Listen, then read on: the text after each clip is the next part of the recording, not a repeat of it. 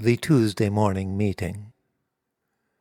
In one of their first mentoring sessions early in Casey's career at the Encore network, Nina Pagonis had warned him about the Tuesday morning meeting.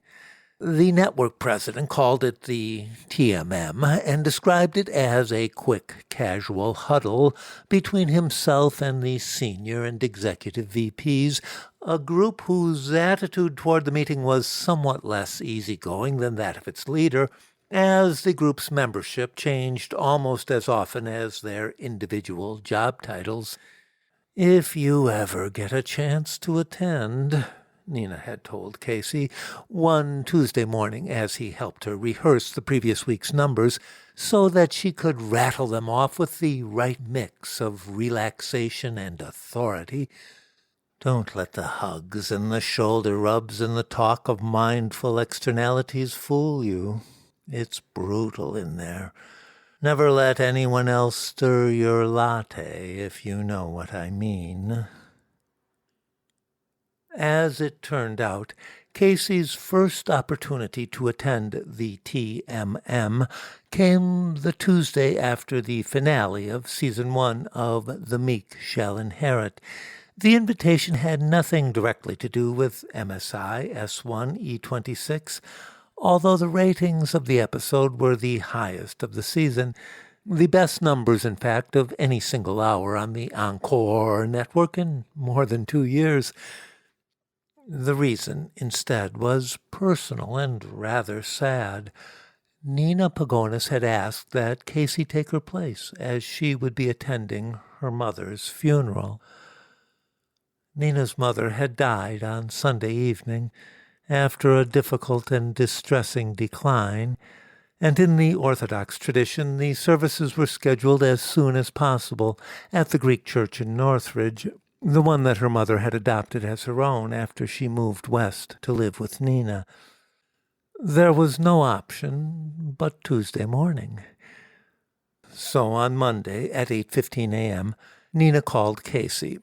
She knew he would already be in his office and asked him to fill in for her and to work out the rest of the details if he wouldn't terribly mind. She had already left a message for the president's assistant.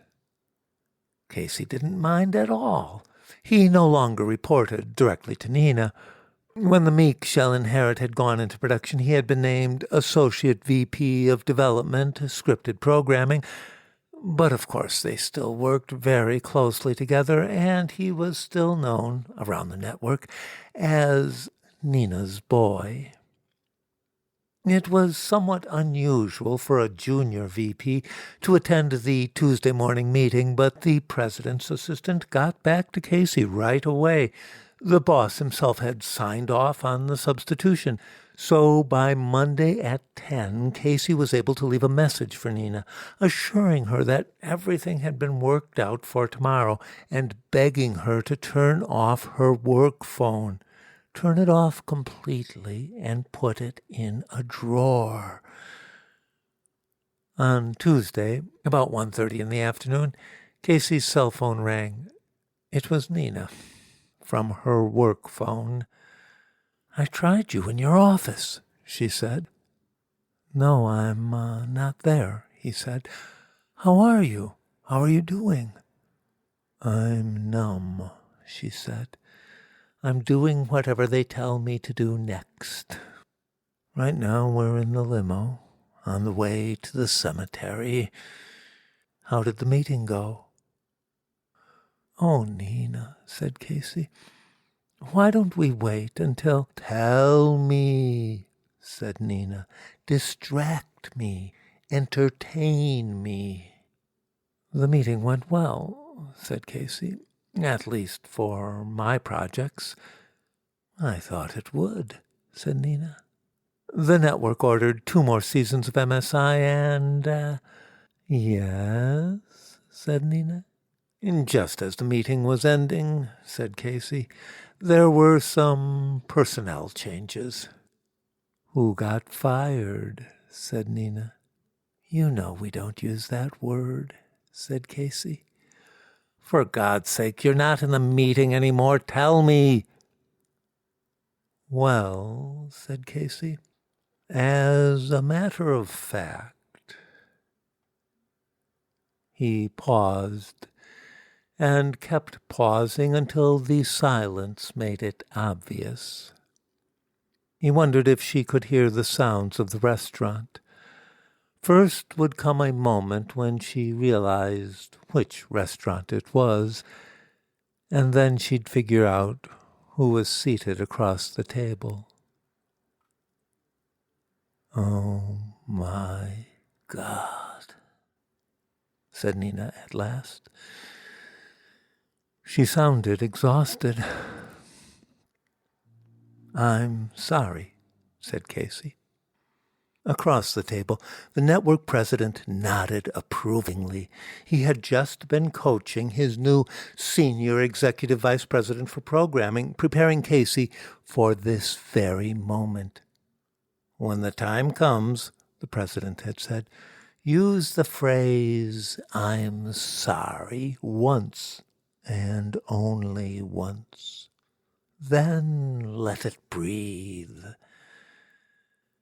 Casey, let it breathe. We've sent the severance package to your attorney," he said, "so as not to disturb you. At this time, you'll find the offer generous. We hope you sign." "So I'm fired," said Nina. Casey thought he could hear someone else in the limo making a noise. "There's been some restructuring," he added. "I'll be taking over most of your responsibilities and your office."